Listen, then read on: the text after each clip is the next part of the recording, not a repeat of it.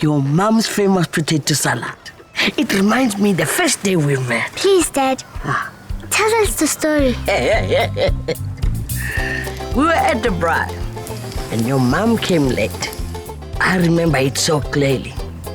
Your mom walked in with a bowl of potato salad.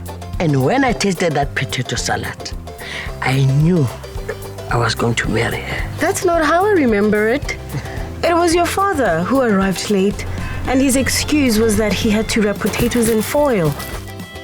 But it's also love at first sight. He was kinda cute, but those potatoes he made on the open fire were just perfect. It was love at the first potato.